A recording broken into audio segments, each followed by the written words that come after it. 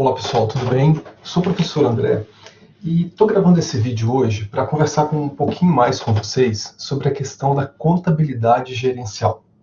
Enfim, vamos fazer uma revisão sobre as nossas aulas? O que vocês acham? Estava pensando da gente conversar agora um pouquinho sobre débito e crédito, um pouquinho sobre as contas de custos, né? O custeio por absorção, custeio método direto, método indireto, um pouquinho sobre balanço, o que é débito e crédito em si, né, na aplicabilidade total do balanço, falar um pouquinho também dos princípios e depois passar um pouquinho sobre os índices.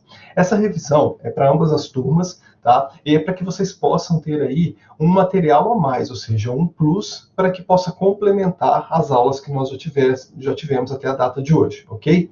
Pessoal, quando a gente fala de contabilidade gerencial, então, ou seja, a gente está preparando os dados para que se possam ser transformados em informações e essas informações é que vão servir como uma boa tomada de decisão. Nem sempre essa tomada de decisão, ou seja, esse controle sobre os dados até chegar ao campo das informações, ele vai percorrer esses caminhos, ou seja, ele pode percorrer caminhos financeiros, eles podem, né, percorrer caminhos operacionais, logísticos, de departamento de pessoal, de N outros departamentos que compõem a formatação de uma empresa. Importante é que a contabilidade gerencial é quem transmite essa segurança desses dados até que esses dados se transformem em informações para chegar a essa tomada de decisão. Atualmente, nós podemos até concluir que a contabilidade gerencial ela é um auxílio para que todas essas transformações aconteçam de forma mais tranquila e que possam propiciar não somente aos usuários internos da contabilidade, ou seja, daquela empresa, mas também aos usuários externos, todo o arcabouço ali de algumas modificações e até mesmo transformações. Já nesse início, a gente até pode começar a pensar assim, professor, mas o que seriam esses usuários internos e o que seriam esses usuários externos? Todas as vezes que há uma discussão, em que há um planejamento, em que vai se dizer e que vai, né, fazer ali algo para que possa melhorar a tua empresa, ou seja, a vida empresarial de uma PJ, é preciso que haja o quê? Um planejamento e um orçamento, correto? Porém, quando a gente fala sobre esse planejamento, a gente tem que ter em mente que quem são as pessoas ou quais são os grupos de pessoas que eu vou atingir. Então, nesse exato momento, quando eu me preocupo com esse grupo de pessoas, então eu estou falando dos meus usuários internos e também dos meus usuários externos. Os usuários internos são aquelas pessoas, podem ser inclusive pessoas jurídicas ou pessoas físicas, que dependem das informações e de fluxos de informações que comandam o patrimônio interno da empresa. Então, ou seja, os colaboradores, os sócios, os acionistas, os diretores, principalmente aquelas pessoas em que tem algo investido. Então, por exemplo, se nós somos uma matriz aqui no Brasil e nós temos uma filial na Itália, por exemplo, e lá tem acionistas, né, que representam também o nosso capital social aqui, nesse exato momento é importante que essas informações internas elas abranjam todas as necessidades que esses usuários também internos eles possuem. Lógico, sempre vai haver uma demanda diferenciada de um usuário para o outro, ou seja, de uma capacidade de um usuário para o outro. Mas nunca vai haver diferenciação das informações em sua totalidade. Já os usuários externos são aqueles usuários que demandam e que comandam fora da empresa, mas que também precisam saber como que anda ou como funciona o patrimônio da empresa. Então, ou seja, as entidades bancárias, algumas entidades filantrópicas também, algumas empresas hoje estão aderindo aí ao balanço social. Então, ou seja, cada vez mais vai haver essa necessidade dessa interação com essas outras entidades, o próprio fisco e assim por diante. Aí você pode estar se preocupando assim, professor, mais uma dúvida. E aquele acionista que pretende comprar ações? Esse acionista, ele já é um interno ou externo? Nesse caso, como ele não faz parte do capital da empresa, ele é ainda um usuário externo à vontade de todos os dados que vão ainda se transformar em informações. Pessoal, por que eu estou batendo bastante na tecla de dados que se transformam em informações, informações essas que vão virar uma boa tomada de decisão? Porque esse é o foco da contabilidade gerencial. A contabilidade gerencial ela tem como foco administrar os dados, transformar esses dados em informações concretas e aí sim fazer-se uma boa tomada de decisão. Deixa eu te dar um exemplo. Se porventura hoje você precisar, enquanto aí um contador gerencial, enquanto um bom administrador de uma empresa, fazer uma tomada de decisão junto com o teu acionista ou com o teu diretor. Pense comigo, teu diretor chega para ti hoje de manhã e fala assim, olha, eu tenho R$ 500.000 e eu não sei o que fazer com ele. A primeira característica, ou seja, o primeiro ponto básico aí de você, enquanto tomador dessa decisão, é analisar os dados que envolvem esse R$ 500.000, concorda comigo? Esse dado, ou esses dados que envolvem esse valor, precisam se transformar em informações. Então, primeira coisa, dado. Os dados estão ligados diretamente aos usuários internos, mas que podem pulverizar aos usuários externos também, dentro de uma demonstração, que é o balanço, por exemplo, que nós vamos ver daqui a pouco. Porém, há uma preocupação muito grande como que esses dados se transformam em informações. Porque se algum deslize, alguma falta de comprometimento ou dados errados vão fazer com que essas informações também sejam condensadas de forma errôneas, e vão prejudicar em grande escala também a tomada de decisão. Então, a princípio, você sabe que você tem ali uma disponibilidade de R$ 500.000 e agora você precisa transformar isso em informações. As informações são: seria investir em tecnologia, contratação de novo funcionário, compra de maquinários, abertura de uma nova filial, simplesmente fazer investimentos, comprar ações, deixar esse dinheiro parado numa conta bancária? Então, ou seja, são N as formas que envolvem esse patrimônio. O importante é, se o zelo e o cuidado pelo patrimônio é o objetivo principal da contabilidade gerencial, você então agora precisa dar uma finalidade também que seja o quê? Correta para todos esses valores, que agora já se transformaram em informações. A tomada de decisão é algo que precisa ser feito em conjunto e que principalmente precisa ser algo que vai dominar e que vai fazer o quê? Caracterizar todas as transformações dessa empresa. A contabilidade gerencial hoje é uma das ramificações da contabilidade mais importantes que tem. Por quê? Porque é através dela que a gente pode criar, inclusive, alguns campos de atuação para os próprios usuários internos e externos. Por exemplo, a controladoria, a auditoria, a perícia são outras ramificações específicas que dependem dessas informações corretas para que se possa dar bom andamento e bom funcionamento também a todos esses dados. Aí você pode estar me perguntando assim, professor, eu trabalho numa empresa onde a contabilidade gerencial ela não é ativa, então, ou seja, nós não temos lá uma pessoa responsável, alguém que vai fazer o zelo e o cuidado desse patrimônio de forma mais exata, vamos assim dizer.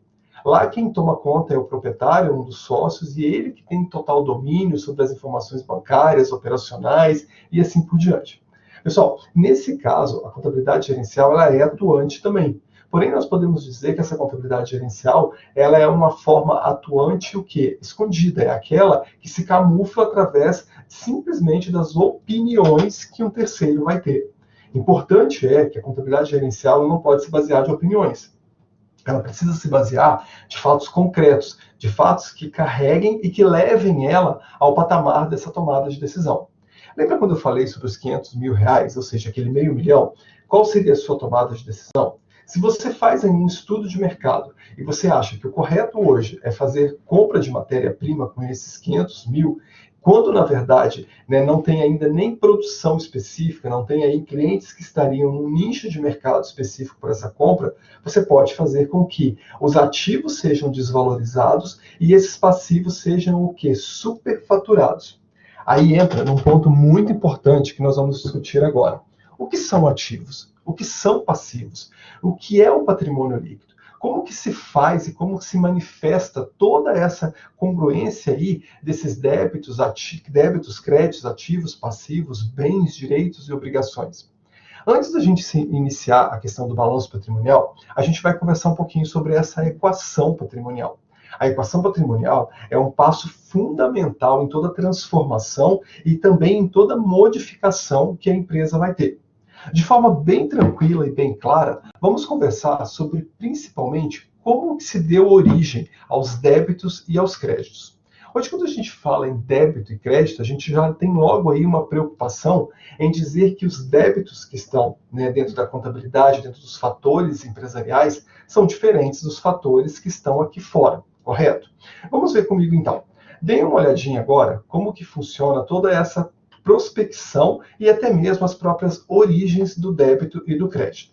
Quando a gente fala sobre débito e crédito, a gente tem uma preocupação muito grande, então, com o nosso patrimônio. Então, ou seja, a partir desse momento, eu preciso me preocupar com o patrimônio da empresa e identificar a que ponto esse patrimônio ele sofre ou não alterações. O débito e o crédito, dentro da contabilidade, ou seja, dentro dessas origens da contabilidade, é o foco principal, não só da contabilidade gerencial, mas também da contabilidade empresarial. Até por isso que eu trouxe, essas duas nomenclaturas, para que a gente possa igualá-las e ver a importância que cada uma delas tem. Mas o que seria um débito? O que seria um crédito? Como que surgiu esse conceito? André, por que dentro da empresa débito é aquilo que faz crescer o patrimônio, sendo que lá fora é aquilo que está diminuindo o patrimônio?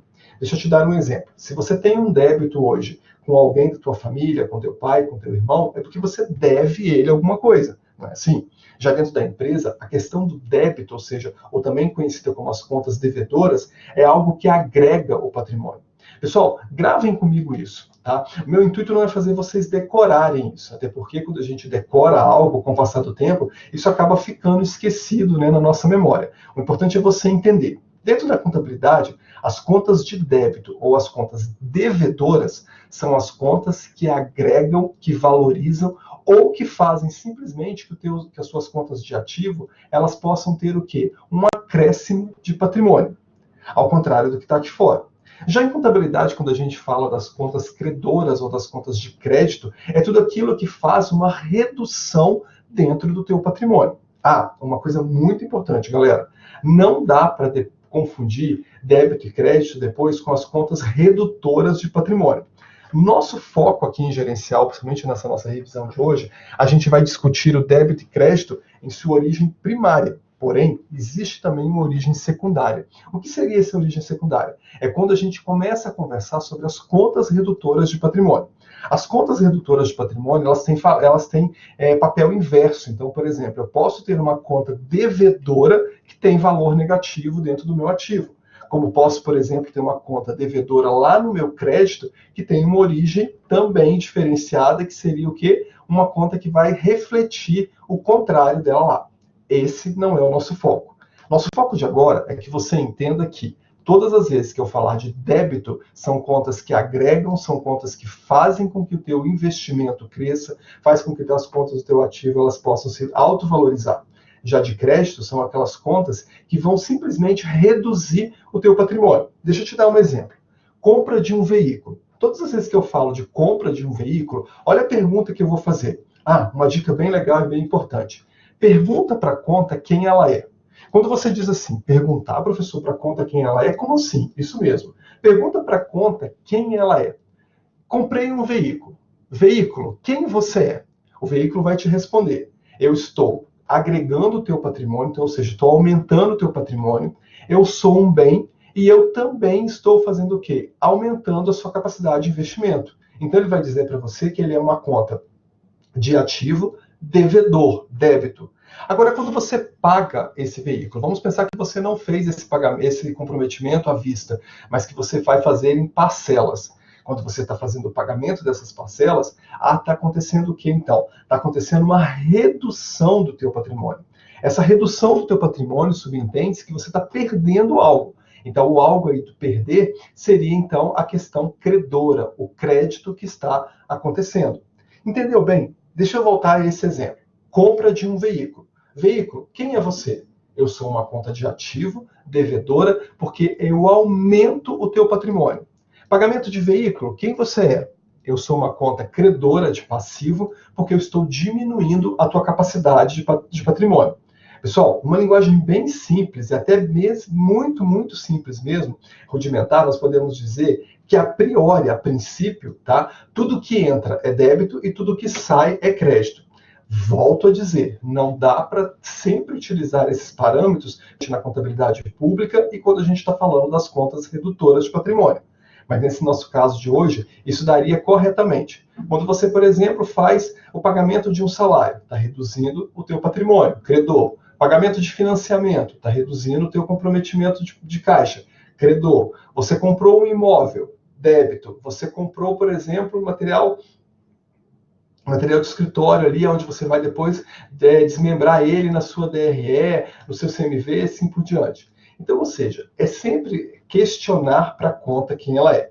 Lógico, quando eu disse agora até sobre o material de escritório, é até mesmo para chamar a sua atenção. Nós temos as contas patrimoniais, nós temos as contas de resultado. As contas de patrimônio, elas estão inseridas dentro do meu balanço patrimonial. Já as contas de resultado, elas vão ter a sua finalidade específica e máxima dentro da nossa demonstração do resultado do exercício, ou seja, a nossa DRE. Agora, antes da gente continuar, ou antes da gente mesmo dar mais foco para esse débito e crédito, que é o sentido que eu quero dar para vocês hoje, ou seja, a teoria das partidas dobradas, deixa eu contar para vocês. Você já se perguntou de onde saiu esse conceito débito e crédito? Como que se formulou o débito e crédito? Eu acredito que agora ficou até um pouco mais claro, né, para você o que é débito. Débito é tudo aquilo que aumenta, que agrega o teu patrimônio, faz com que teus investimentos cresçam, faz com que a sua capacidade de ativo ela melhore. Crédito é tudo aquilo que está reduzindo o teu patrimônio. Mas onde surgiu isso? Muito interessante. Deixa eu te contar então. A origem do débito e crédito se deu pelo final do século XIV, quando o Papa Leão X delegou ao Frei Luca Pacioli, esse Frei Luca Pacioli, inclusive aí, né, já bem conhecido de alguns nós, né? Ele não é o Papa da contabilidade, viu, pessoal? Algumas pessoas, né, por ter nascido, né, há um círculo, né, de dizer que nasceu sobre o Frei Luca Pacioli a contabilidade, não é ele o percussor, tá? O Papa da contabilidade é o professor Lopes de Sá. O professor Lopes de Sá, sim, recebe o título de Papa da contabilidade. Fica essa curiosidade aí. Já o Frei Luca Pacioli, que era um matemático, né, e tinha sobre ele, né, assim, um controle financeiro muito grande de um convento numa cidade da Itália, ele costumava apresentar, né, aos seus superiores, no caso ao Papa ali, como que funcionavam os recursos e também as obrigações dentro ali do convento. Então, ou seja, foi ele que deu o primeiro pontapé para que se dissesse o quê? Olha, é preciso ter recursos, é preciso ter bens, é preciso ter origem e identificar essas origens. Então, ou seja, foi ele que foi o primeiro a mencionar as partidas dobradas. Essas partidas dobradas simplesmente diziam sobre origens e destinos. Então, ou seja, quando se fala em origem, é tudo aquilo que aumenta o teu patrimônio, débito. Destino é tudo aquilo que está diminuindo o teu patrimônio, fato credor. Lógico, quando a gente fala sobre esse débito e crédito, a gente aí depois vai falar sobre vários outros pontos, né? O plano de contas, como que nasce esse plano de contas. O plano de contas não é uma receita de bolo, cada empresa pode ter a tua, desde que siga as normas brasileiras técnicas de contabilidade. Não pode haver nada aí também no caminho, né, que desvirtue ou que distorça alguma coisa. O importante, então, é você entender que naquela época, lá na Itália, o Frei Luca Pacioli, ele já começou a ter esse controle. Então, ou seja, por que fala débito? Débito é porque vem do latim debis, que significa devido a mim, ou seja, pertence a mim, aumenta o meu patrimônio. Galera, gravem isso. Não precisa gravar porque que vem, né, do latim, que significa debis, mas devido a mim, pertence a mim, aumenta o meu patrimônio. Já crédito, do latim, que significa credo, significa confiança, credo, direito de pertencimento ao próximo, de pagar. Por isso, então, que o crédito é aquele que está fazendo o quê? Perdendo, ou seja, diminuindo o teu patrimônio. Agora que a gente aprendeu sobre débito e crédito, deixa eu te questionar. Quando a gente fala sobre débito e crédito, a gente tem aí, então, uma configuração da nossa equação do patrimônio. Essa equação patrimonial significa que os nossos ativos são iguais aos passivos, mais o patrimônio líquido. Todas as vezes que nós tivermos essa equação patrimonial, então a gente está dizendo aí para quem é responsável pela empresa, para os nossos diretores, para os nossos sócios, a importância que se tem em identificar não somente as contas de débito e crédito, mas também as contas de ativo e passivo. Há uma convenção, né, muito antiga, inclusive, dessa convenção, onde relata que as partidas dobradas teriam reflexos também nas contas de ativos e passivos. Então, eu posso dizer que o meu balanço patrimonial é um grande T, né, é aquele reflexo dos meus débitos e créditos. De um lado, eu sempre vou ter as contas de ativo, do outro, passivos, e sobre as contas de passivo, ou seja, numa representação gráfica lá embaixo, eu tenho meu patrimônio líquido, também chamado de PL. Pessoal, quando a gente fala de ativos, então, nós temos nossas contas de bens e direitos. Gravem isso. A priori, a princípio, hoje, nossa revisão de hoje, contas de ativos, bens e direitos são contas devedoras. Agora, deixa eu te fazer uma pergunta. Por que é conta devedora mesmo? Hein? Lembra direitinho? Os ativos são chamados de contas devedoras por quê? Porque são contas que agregam, que somam, que vão fazer com que o teu ativo tenha maior capacidade de liquidez. E as contas de passivo? As contas de passivo são obrigações com terceiros, né? E lá no PL, obrigação com os próprios. Vamos entender melhor isso agora. Todas as vezes que eu falo de ativo, eu tenho bens e direitos. Os direitos são aquelas contas em que você é tua, é propriedade da tua empresa, porém você não consegue fazer o equilíbrio ou o cuidado dela sozinho. Já os bens, é você quem vai cuidar sozinho. Então vamos lá, um ativo intangível, por exemplo, né? O que é um ativo intangível? São aqueles ativos onde estão as marcas, as patentes, é teu. São bens, os imóveis, os veículos, as propriedades, né? Prédios e assim por diante. Pessoal, isso são contas de bens. As contas de direitos, né? Por exemplo, como caixa, né? São contas que você tem e que você precisa fazer o auxílio um pouquinho diferenciado, por isso são chamados de direitos. Essas são as contas maiores. Já lá no passivo, nós temos as contas de obrigações com terceiros. Por que é chamado de obrigação com os terceiros? Obrigação com os terceiros, pois investe em alguém que está prestando para ti um salário. Então vamos lá. Pagamento de impostos. Obrigação com terceiros. Você está pagando ao fisco. Pagamento de salários. Obrigação com os terceiros. Você está pagando uma prestação de serviço que um funcionário realizou para ti. Pagamento de financiamento, pagamento é obrigação com os terceiros, você está pagando algo que entrou no teu ativo um dia, no teu banco, que foi o valor do financiamento, né? E assim por diante. Não dá para esquecer, hein? Isso eu vou cobrar bastante de vocês. Por que é chamado de obrigações agora? Porque são obrigações com os terceiros, aquelas pessoas que não fazem parte da composição empresarial da empresa, ou seja, não faz parte, não são os sócios, não são os acionistas, não são os diretores. E é uma conta credora, por quê? Porque essas contas credoras reduzem o teu patrimônio. Você está perdendo dinheiro, pagamento. Já o patrimônio líquido, nós temos ali o capital social, nós temos as contas de reserva, lucros e preços. Também é chamado de contas de obrigação com os próprios. Por que obrigação com os próprios? Porque essas obrigações estão ligadas diretamente àquelas pessoas que investiram algum valor financeiro dentro dessa empresa. Essa questão do valor financeiro que foi investido, ou seja, quando dois sócios tiveram ali a ideia de montar uma empresa, né, fazer ali a constituição de uma empresa. Então, ou seja, vamos pensar que cada um entrou com uma quantia de 20 mil reais. O lucro ou prejuízo, ou essas reservas ali, ou seja, essas obrigações com os próprios, devem ser de responsabilidade dos sócios, ok? O balanço patrimonial é um relatório descritivo no qual são inseridas todas as informações da empresa, principalmente no que faz o tocante de ativos, passivos e PL. Aí, nesse caso, também nós temos, dentro da equação patrimonial, nós podemos também aumentar ela, ou seja, desmistificar ela para um outro ponto. Lembra que nós falamos da função da equação patrimonial? Ativos iguais passivos mais PL. Por quê? Porque os ativos precisam ser iguais ao PL, ou ao patrimônio líquido e à soma do passivo. Ativos iguais passivos, ativos iguais passivos. Se você tem lá um balanço patrimonial que no teu ativo tem R$1 milhão, o teu passivo precisa dar R$1 milhão. Agora, como que eu sei, professor, se essa empresa está dando lucros ou prejuízo? Então, vai ser pela equação agora inversa. PL, que é igual ativo menos passivo. Uma coisa muito interessante. O professor Lopes de Sá, ele sempre dizia nas suas palestras, né, nas suas aulas, que uma coisa muito importante com relação às contas de ativo.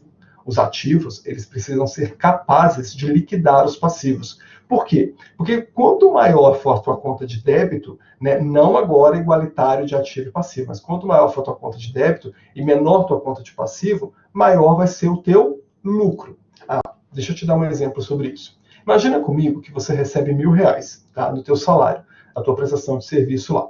Isto, dentro da contabilidade, então, é um débito, porque aumenta a tua capacidade de patrimônio. Vamos pensar que você gastou aí esse mês R$ 800. 1.000 menos... os 800 são contas credoras, passivo. 1.000 menos 800, PL de 200. PL de 200 positivo, lucro. Agora imagina comigo que você ganha R$ 100 ativo, contas devedoras, paga passivo de 1.100 contas credoras. Vai te sobrar um prejuízo aí de menos R$ 100, ou seja, um prejuízo de R$ 100 negativo. Então é assim que nasce toda essa equação e a sua formatação dessas equações patrimoniais, ok? Um ponto bem importante que eu classifico quando a gente fala sobre o balanço patrimonial é que considerar que todas as elaborações de um balanço são contas de momento. Então, ou seja, todas as vezes que você estiver fazendo o cálculo do balanço patrimonial, você está fazendo o cálculo do momento da empresa, é o reflexo que ela tem naquele exato momento, ou seja, a importância que se dá à capacidade e até mesmo ao momento em que você está vivendo. Quando a gente fala, então, de contas de ativo, passivos, PL e assim por diante, nós estamos, então, determinando a importância que se tem a classificação de cada uma delas. No balanço patrimonial, não há divergência das partidas dobradas. Pelo contrário, o balanço é uma grande partida dobrada. Lembra, vamos recordar? Eu vou bater bastante nessa tecla para que vocês possam entender. Débitos são contas nesse momento que aumentam o meu patrimônio, crédito que estão diminuindo. De um lado eu tenho as contas de ativo, que são as contas de bens e direitos, do outro eu tenho obrigações com os terceiros, que está no passivo, e também tenho as obrigações com os próprios, que está no PL.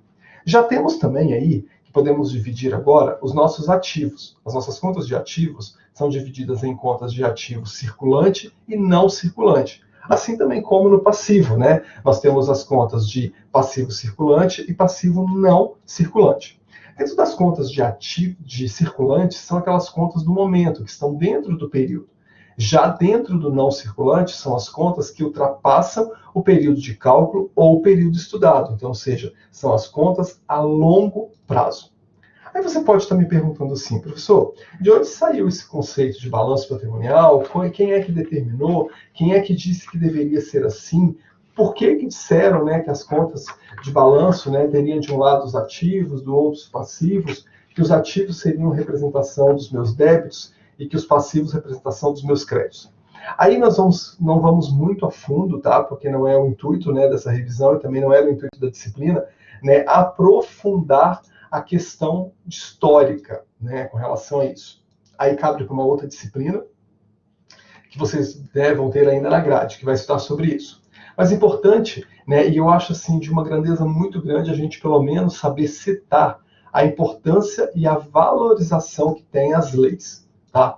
A Lei 6.404 de 1976, aqui no Brasil, foi a lei que começou a comandar, ou seja, a dar um norte sobre as sociedades anônimas. Então, ou seja, esse norte que foi dado, essa equiparação, esse controle que foi dado, foi de grande valia para começar a fazer o quê? Um equilíbrio entre as contas patrimoniais.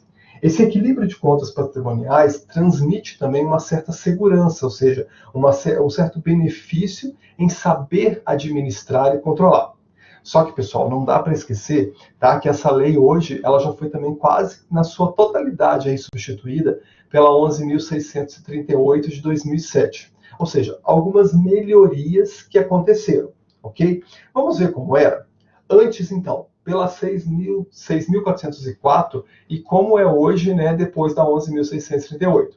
Ah, professor, existem outras leis, existem algumas outras modificações que aconteceram ao longo do tempo? Sim.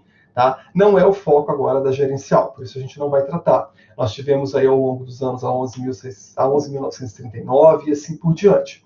Tá? De um lado, nós tínhamos também, acompanhem comigo na tela, olha, o balanço patrimonial pela 6.404 e o balanço pelas 11.638. Ativo circulante de um lado, do outro ativo realizável a longo prazo. Esse ativo realizado a longo prazo, ele também pode ser chamado de ativo que não circulante. Assim como o passivo exigível a longo prazo pode ser chamado de passivo não circulante. Algumas literaturas já trazem as modificações, outras não. Ah, significa que está desatualizado, professor? Não, pessoal, não tem nada a ver uma coisa com a outra. Hoje nós temos aí uma carga uma carga de conhecimento muito grande com relação a essa parte, que vem até mesmo dos professores da USP, né? São os grandes escritores hoje nessa área. Não que não hajam outros, tá, em outras universidades, mas particularmente eu acredito muito no legado aí que o professor Lopes de Sá deixou, né, para os professores da USP com relação ao departamento lá de contábeis, que faz e que determina muito com relação a isso. Então é por isso que tem essas características. Aqui eu deixei então para a gente também entender um pouquinho, né, como que funciona já no significado aí na formatação do não circulante. Acompanhem comigo lá, olha, as contas de ativo, contas de passivo e contas de PL. As contas de ativo circulante, aquelas que têm uma circulação rápida, um momentâneo mais o quê? Congruente dentro da empresa. Já do volante são aquelas que têm o quê? Uma retração, ou seja, uma retração ali para que não ande muito fora daquelas questões. Ok? Pessoal, eu espero então que essa parte tenha ficado bem tranquila. Caso não tenha, pode mandar perguntas para a gente, tanto, né, na turma da professora Cassie, pode mandar para ela no fórum do professor tutor, ou comigo também, que não tem problema nenhum. Agora a gente vai discutir um pouquinho, ou melhor, vamos conversar um pouquinho sobre a importância dos princípios contábeis. Por que existem os princípios contábeis? Qual que é a fundamentação, né, e a origem dos princípios contábeis? Por que eu estudo, né, os princípios e quais são as vantagens que se tem em estudar os princípios contábeis? Quando a gente fala sobre princípios contábeis, então, a gente está dando aí um norte para que todas as demonstrações contábeis, para que todas as demonstrações financeiras e todas as rotinas empresariais, elas tenham o quê? Elas tenham um momento de se igualar e ter algo que possa o quê? Fundamentar a sua origem. Tá? Quando a gente fala com relação às demonstrações, então nós temos aí outras demonstrações. Nós temos o balanço patrimonial, nós temos a demonstração do resultado do exercício, temos as notas explicativas, temos a demonstração do resultado abrangente, a demonstração do fluxo de caixa e assim por diante. Ou seja, várias demonstrações que dependem do quê? Desta importância e desse momento que vive o quê? Os princípios contábeis. Os princípios contábeis, eles são de origem do Conselho Federal de Contabilidade, ou seja, o CFC, e também alguns pontos, né, de discussão aí dos CPCs. Quem são os CPCs? Comitês de Pronunciamentos Contábeis. Quando a gente fala com relação a isso, então a gente está estudando aí, então, uma amplitude muito grande sobre os princípios. Os princípios hoje, eles são quase que já universais. O que significa isso? Já abrangem a contabilidade internacional. E os CPCs, os Comitês de Pronunciamentos Contábeis, eles já nos dão aí uma certa garantia de tudo isso. Garantia que eu digo, assim, de ter uma norma, de ter uma lei que vá fazer com que haja o quê? Um equilíbrio sobre os fatos. A contabilidade, ela é uma ciência. Né? Desde o início, né, a gente sabe que ela é uma ciência que foi se transformando em conhecimento até chegar às vias práticas. Passamos por vários momentos? Passamos pela contabilidade enquanto ciência, enquanto tecnicismo, né, que era técnica, depois volta a ciência, para que se possa o quê? Fazer com que a prática seja ressaltada. Uma coisa muito importante, né, e bem discutido até, alguns autores nos chamam bastante atenção com relação aos princípios, quando se fala assim, o que teria nascido primeiro, a contabilidade ou o conhecimento?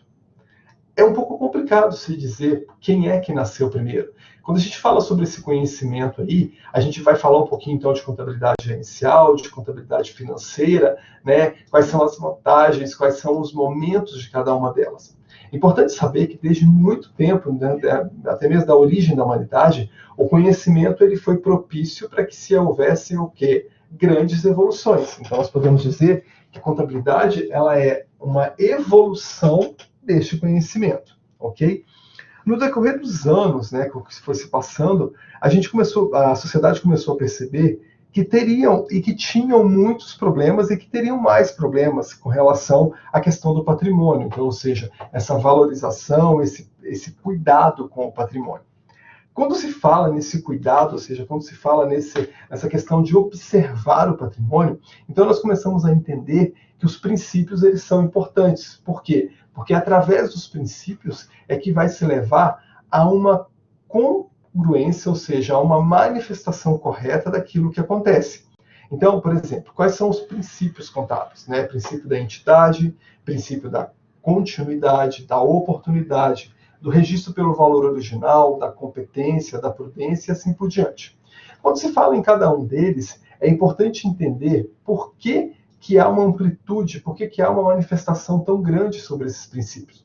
O princípio mais importante que particularmente eu identifico é o princípio da entidade, ou seja, não pode se misturar os patrimônios das pessoas físicas com o patrimônio da pessoa jurídica.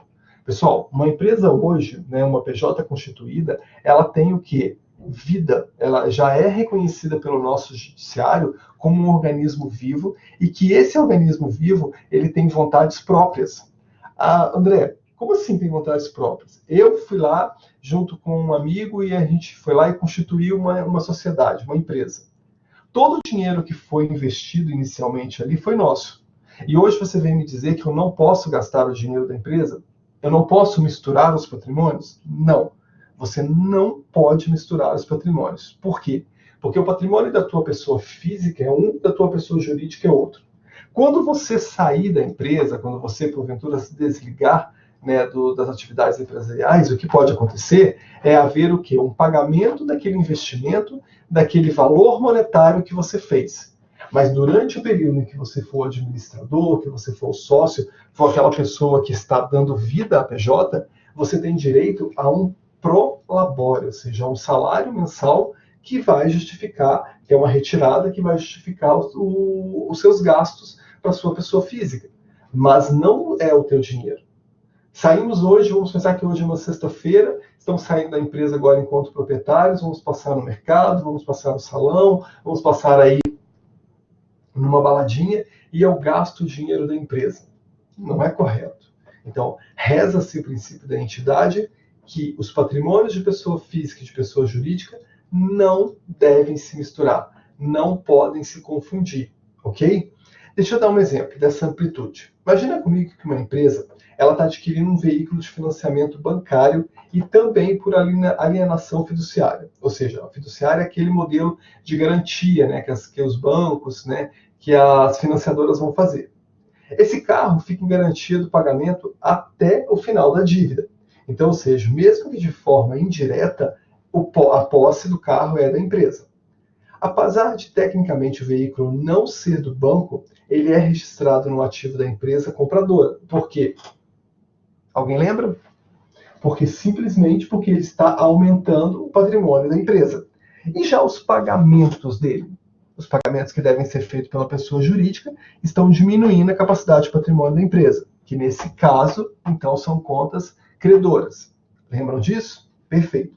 Foi mesmo só para lembrar e fazer você recordar um pouquinho aí comigo com relação ao débito e crédito.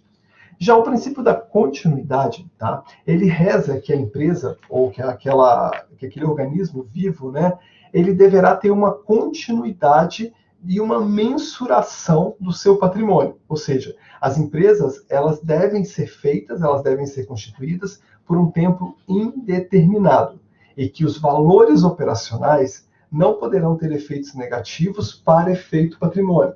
O princípio da continuidade ele prevê que a empresa ela sempre vai ter o quê? Uma certa valorização dos seus ativos e assim o quê? Um comprometimento maior com a questão dos princípios.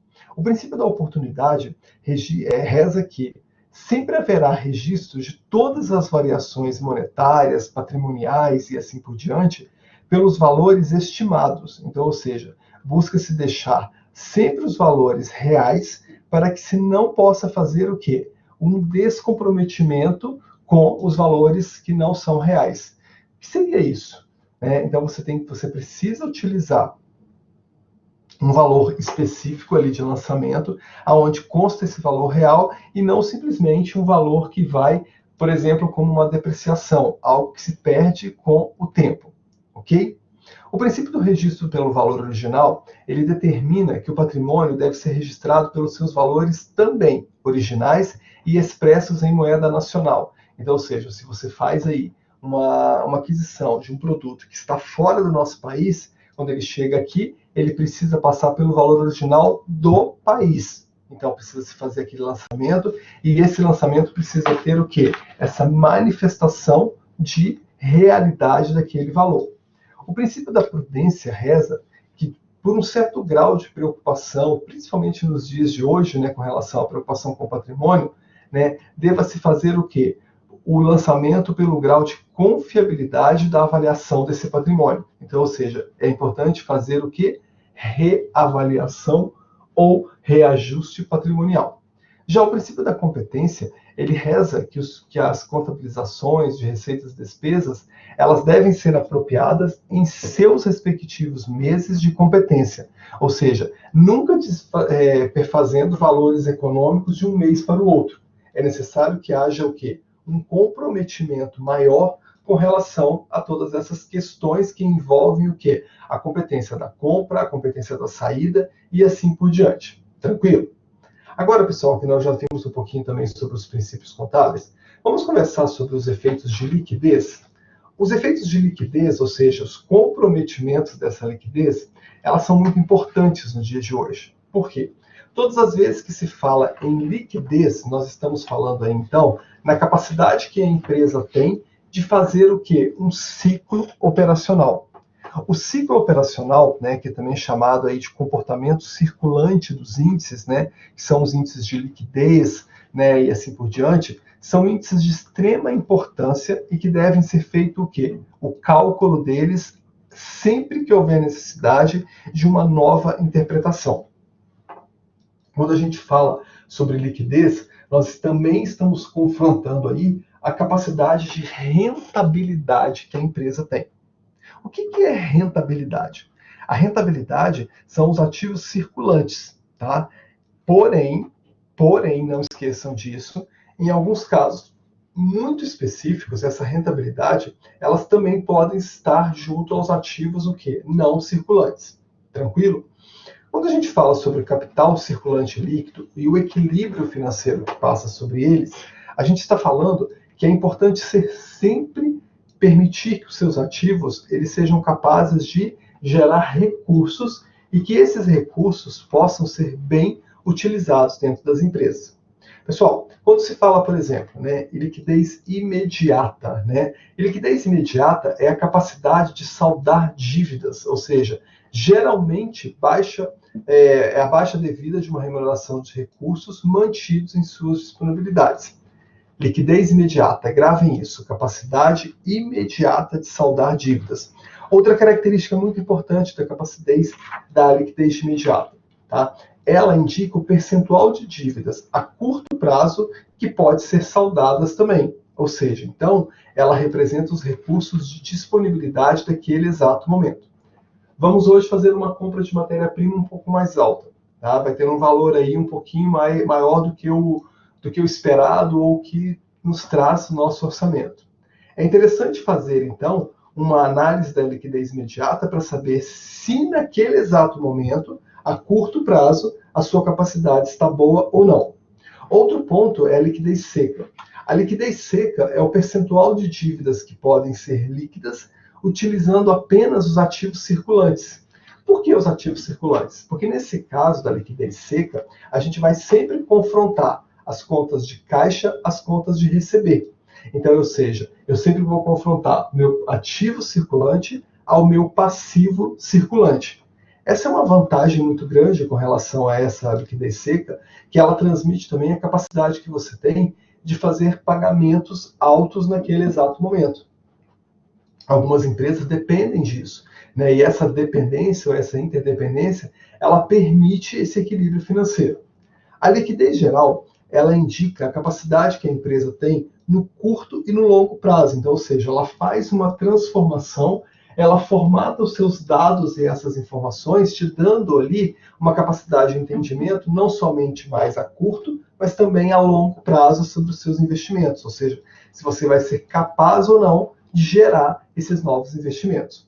A liquidez corrente, ela sempre vai trabalhar a capacidade de pagar as dívidas somente a curto prazo. Então, ou seja, tudo aquilo que eu tenho em ativo circulante curto prazo vai servir para o meu passivo não circulante também a curto prazo. Ou seja, é diminuir a capacidade de dívidas, né? Ou seja, até mesmo futuramente uma inadimplência que poderia vir a acontecer, com recursos a curto prazo. Esses recursos a curto prazo são aqueles recursos que nós chamamos de capitalização integral. Ou seja, o que é uma capitalização integral? É aquela capitalização que acontece dentro das necessidades empresariais. Ou seja, então nós temos aí que o equilíbrio financeiro de uma empresa depende desses índices, depende dessa capacidade.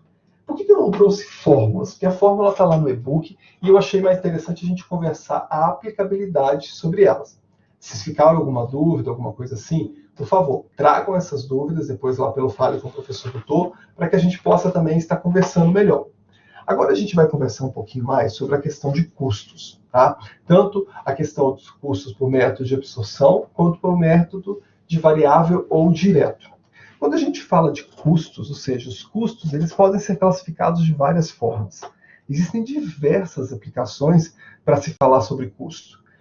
Independente se eu estou trabalhando numa empresa ou até mesmo na minha vida, né, na minha PF, na minha pessoa física. Por que eu gosto sempre de falar, né, e comparar, né, os custos com as pessoas jurídicas e as pessoas físicas? Porque, na verdade, pessoal, existe o que aí? Um falso, né, denominativo aí que não seria, mas é a mesma coisa. A questão toda é saber identificar e programar esses custos para que eles possam acontecer de forma a contribuir com a tua necessidade. Então, quando a gente fala de custos, a gente tem aí custos que são necessários, por exemplo, para que haja a manutenção de uma empresa. Já as despesas são tudo aquilo que você pode fazer o controle delas, mas você precisa para que elas aconteçam através de um equilíbrio financeiro, ok? Os custos, por exemplo, fixos, né, são independentes do volume da produção. É um grande exemplo que a gente tem. Se eu fabrico hoje R$1 milhão em peças e eu tenho um custo fixo de R$500 mil, o custo fixo vai prevalecer se eu fabrico R$1,5 milhão, R$1 milhão e R$1 milhão e R$2, e assim por diante, ok? Quando a gente fala do método de absorção, então, ou seja, a gente transmite aí até mesmo aquela questão da DRE, né, uma formatação um pouco mais condensada da DRE, aonde transmite para mim o quê? Receita de vendas, menos o meu custo, que é igual ao lucro bruto, menos despesas administrativas e despesas de vendas, que traz o lucro líquido. O custo de absorção é o custo em que faz o quê? O rateio imediato de algo. Rateio de imediato de algo. Receitas de vendas. Pessoal, a receita de vendas é todo o faturamento que aconteceu, menos aquilo que você gastou de custos, as despesas menos as despesas administrativas e as despesas com vendas, ok? Já o custeio variável, ele transmite, ou direto, né? Ele transmite para mim, através do fato gerador, os fatores que incidem sobre esses. Então, ou seja, os custeios variáveis, eles vão fazer uma transformação diretamente na capacidade e no impacto financeiro da empresa. Ok? Quando a gente fala em impacto financeiro, a gente tem aí uma preocupação muito grande com essa questão do custeio variável, porque a gente entende que o custeio de absorção vai ser aquele que vai fazer através da departamentalização e do variável de acordo com a incidência desses ativos ou desses passivos. Ok? Para que a gente possa, então, terminar e entender, a tomada de decisão empresarial ela é muito importante. Por quê? Sobre essa tomada de decisão é que você vai identificar os seus custos. Então, ou seja, qual é a melhor forma de custo? Custo médio, custo a longo prazo, custo daquele exato momento, identificar as despesas, identificar os desembolsos e assim por diante. Para terminar, a gente vai conversar um pouquinho sobre os orçamentos. Antes de falar de orçamento, seria impossível falar sobre ele sem falar sobre o planejamento. Então, a primeira fase dos orçamentos são planejar e depois executar. O orçamento é toda a capacidade financeira e monetária que você tem de recuperar ou de aumentar as suas contas de ativos. Então, ou seja, nós temos aí alguns pontos de grande valia, de extrema importância para esse entendimento, onde nós vamos analisar sempre como funciona o planejamento e depois como que se dá a questão dos faturamentos ou também da execução que esse orçamento prevê e que esse orçamento indica dentro das empresas. A questão orçamentária é muito clara, né? Não se existe orçamento sem analisar custos. Aí eu te questiono, o que são custos fixos, o que são custos variáveis? Pessoal, custo fixo é tudo aquilo que você depende para a fabricação de um produto, por exemplo. Já o custo variável ele vai demandar de acordo com a sua venda, com o teu fluxo de venda. Custo de absorção, custo pelo departamento, custo de método direto, pela absorção, ou melhor, né, dizendo, pela formatação indireta daquele produto, ok? Deixo para vocês aqui agora uma indicação de um filme, tá? É um documentário, na verdade, que vai falar sobre a importância do trabalho interno. Esse trabalho interno, na verdade, ele traz aí alguns nuances da contabilidade gerencial. A importância do patrimônio, a legalização do patrimônio, a capacidade, inclusive, de cuidar desse patrimônio. Deixo aqui também o link, né, para que vocês possam ver. Indico também um livro muito bom, que é do Padovese, Contabilidade Gerencial. Temos na nossa biblioteca virtual, então fica de fácil acesso lá. Tá? E, por final, deixo uma pergunta. Qual o foco da contabilidade gerencial? Para que serve a contabilidade gerencial? Como você pode usar dessa contabilidade gerencial para se autoproteger e também para uma boa tomada de decisão? Galera, então, deixa eu só compartilhar o vídeo aqui. Não veio, só um pouquinho. Perfeito. Então, né, agradecer vocês que vão estar, né, assistindo, vão estar estudando comigo, junto comigo, né, na execução desse vídeo. Lembrando, pessoal, a contabilidade gerencial ela é vasta, ela é muito grande. Ela tem uma importância e um significativo muito, muito amplo dentro das empresas. Então, o que é preciso fazer para se tomar uma boa tomada de decisão? A tomada de decisão ela nunca pode ser bilateral, ela tem que ser unilateral, analisando tudo isso que nós conversamos nesse momento nosso hoje. Então, se você tiver alguma dúvida, se você tiver ainda algum questionamento, por favor, né, se for da minha turma, mande para mim lá no Fale com o Professor Tutor. Se for da turma da professora Kessiane, também pode encaminhar para ela. Nós estamos aqui para lhe ajudar e para que você tenha uma boa formação. Nosso maior intuito é fazer que essa troca do conhecimento chegue a todos vocês e que vocês aprendam de forma bem tranquila. Então, se ficou alguma dúvida ainda sobre os pontos abordados nesse nosso encontro, não tenha vergonha. Entre em contato conosco que vai ser um prazer estar tirando essas dúvidas, ok? Até mesmo se houver necessidade, talvez, de um ponto, né, de um outro vídeo, né, de um ponto mais específico, manda para a gente que a gente vai fazer, ok? Pessoal, Deus abençoe a todos, forte abraço.